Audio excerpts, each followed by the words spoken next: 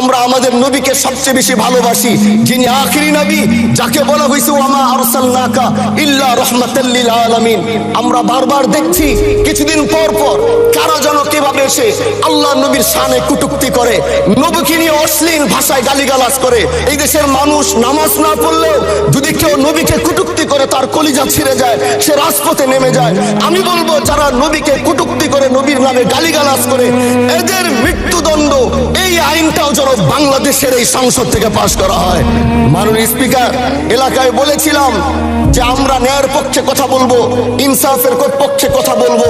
তখন অনেকে হাত ধরে বলেছিল, হামজালা ভাই জাতীয় সংসদে যখন যাবেন একটু বললেন হাদি হত্যার বিচারটা যেন হয়।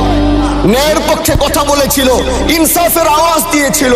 আমাদের মতোই যুবক মাননীয় স্পিকার, তিনি এই যে স্বপ্ন বলেছিল এক সুন্দর বাংলাদেশ করবার, রাস্তার ভিতরে সেই স্বপ্ন থামিয়ে দেওয়া হয়েছে। এই বিচার যদি না হয় তাহলে আমাদের মতো হামজালাদের নিরাপত্তাও রাস্তায় কেউ দিতে পারবে না মাননীয় স্পিকার।